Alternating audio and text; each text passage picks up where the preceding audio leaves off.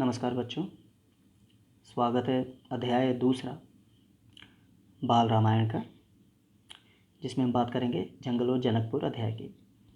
तो पिछले में हमने पढ़ा था महर्षि विश्वामित्र जी सरयू नदी की तरफ बढ़ जाते हैं भगवान राम और लक्ष्मण जी को लेकर। तो आगे बढ़ते हैं। राजमहल से निकलकर विश्वामित्र जी दोनों राजकुमारों को लेकर सरयू नदी की ओर बढ़े। आश्रम पहुँचने के लिए नदी पार करनी थी, किंतु वे लोग सरयू नदी के किनारे किनारे चलते रहे। उन दोनों ने एक बार भी अयोध्या की तरफ मुड़कर नहीं देखा और ऋषि कदमों पर आगे की ओर बढ़ते रहे। देखते ही देखते अयोध्या नगरी पीछे छूट गई। दोनों राजकुमारों के चेहरे पर थकान का कोई चिन्ह ना था। वे उत्साहित कदमों से आगे बढ़ते ही जा रहे थे। ये चीज़ें कुछ हमें भी सिखा रही हैं। सूरज ढल गया और शाम होने लगी। पशु पक्षी अपने घरों में वापस आ रहे थे।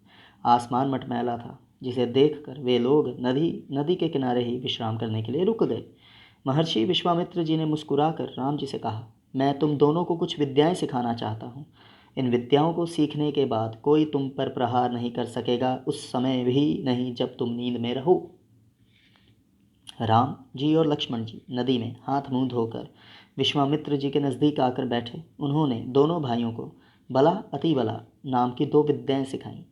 उसके बाद तिनके और पत्तों पर बिस्तर बनाकर उन लोगों ने वहीं रात बिताई। वे नींद आने तक आपस में बातें करते रहे। तो कल्पना करिए आनंदमय दृश्य का। सुबह हुई बच्चों। फिर वे लोग नदी के किनारे चलते चलते संगम पर पहुंचे। संगम जहाँ नदियों का मिलन होता है, जहाँ 2 नदियाँ आपस में मिलती थी। राम जी और लक्ष्मण जी महर्षि जी की बात को ध्यान से सुनने के लिए उनके ठीक पीछे चलते रहे।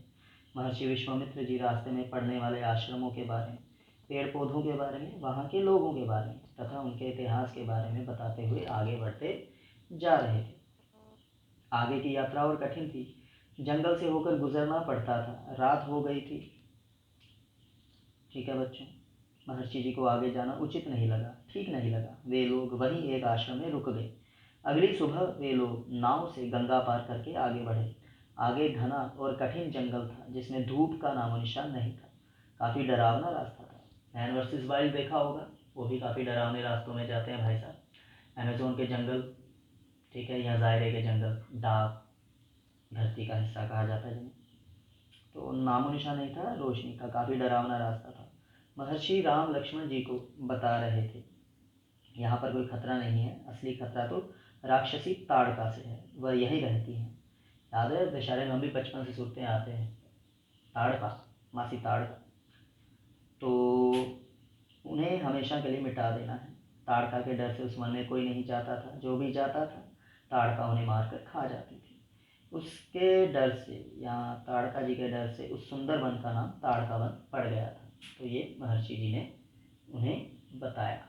ठीक है बच्चों, बीच बीच में थोड़ा कैमरा हिल जाता है क्योंकि हाथ से पढ़ रहे हैं, हमारे पास अभी कोई संसाधन ऐसे नहीं है, तो हाथ का इस्तेमाल कर रहे हैं ईश्वर की कृपा से। तो बच्चों ये दृश्य देख सकते हैं, ये ताड़का बनाई हुई है। ठीक है,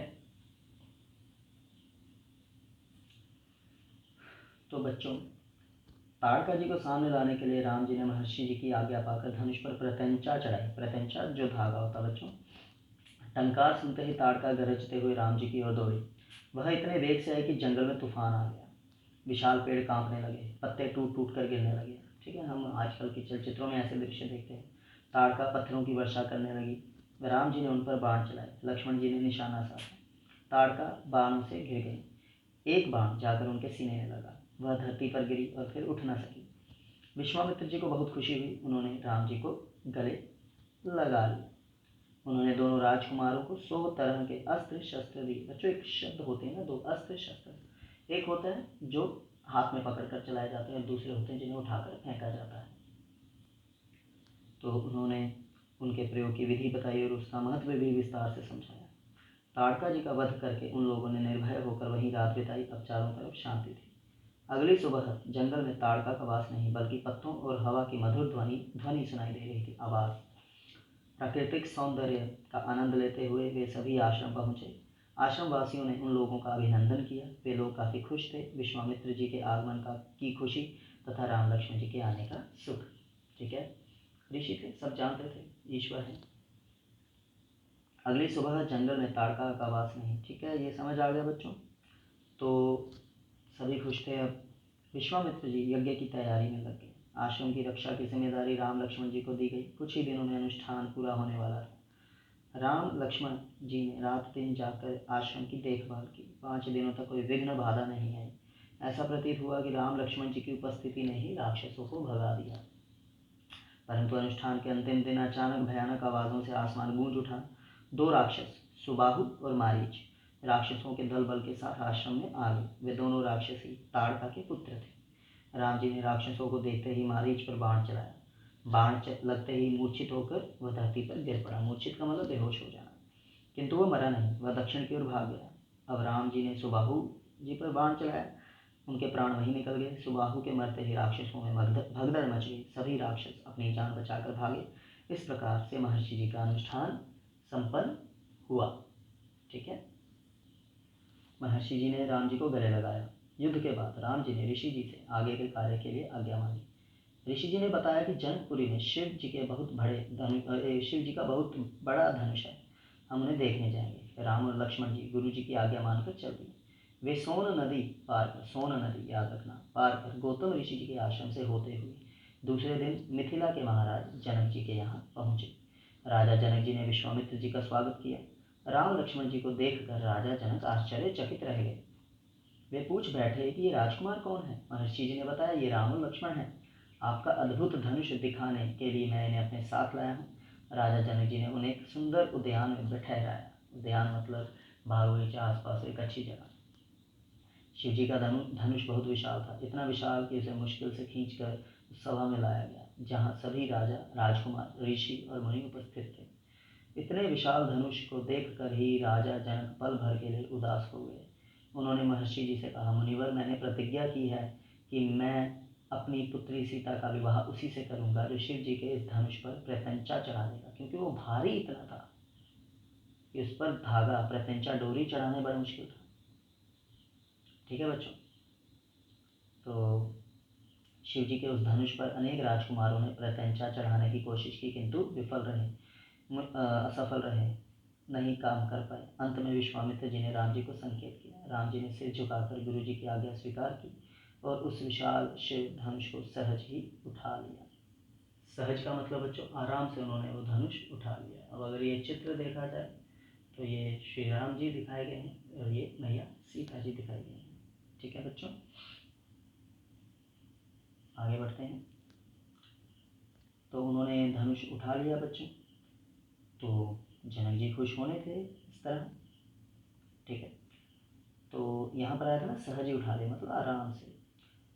तो बच्चों के खिलौने की तरह उन्होंने उस शिव धनुष पर प्रत्यंचा चढ़ाने की कोशिश की तो वह टूट गया। राजा जनक चकित रह गए। सभी एक दूसरे को देख रहे थे। महाराज जनक की खुशी का ठिकाना न था। उनकी प्रतिज्ञा पूरी हुई और सीता जी के लिए योग्य वर मिल गया। राजा जनक जी ने महर्षि जी से कहा, मुनिवर, आपकी अनुमति हो तो मैं महाराज दशरथ जी को बारात लेकर आने का निमंत्रण भेजूं। विश्वामित्र जी की अनुमति से दूत अयोध्या भेजे गए। नगर में काफ़ी प्रसन्नता थी। महाराज जनक जी का संदेश मिलते ही अयोध्या में खुशियाँ छा गई।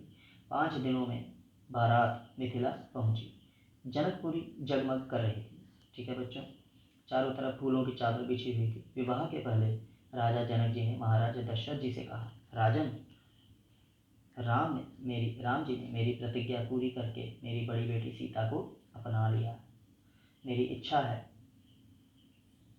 कि उर्मिला जी का विवाह लक्ष्मण जी से तथा मेरे छोटे भाई कुशध्वज की पुत्रियों मांडवी और श्रुतकीर्ति का विवाह भरत तथा शत्रुघ्न से हो जाए। महाराज दशरथ जी ने राजा जनक जी के इस प्रस्ताव को तत्काल स्वीकार कर लिया। चारों भाइयों का विवाह संपन्न हुआ। विवाह के बाद बारात कुछ दिन जनकपुरी में रुकी। ठीक है। मिथिला, तो जहाँ जनक जी थे वहाँ जनकपुरी में रुकी। बारात बहुओं को लेकर अयोध्या लौटी तो रानियों ने पुत्र वधुओं की आरती उतारी और चारों तरफ से स्त्रियों ने पुष्प बरसाए, अर्थात फूल। शंख की ध्वनि चारों ओर गूंजने लगी और आनंद छा गया। ठीक है बच्चों, तो एक खुशी का माहौल छा गया। धन्यवाद बच्चों।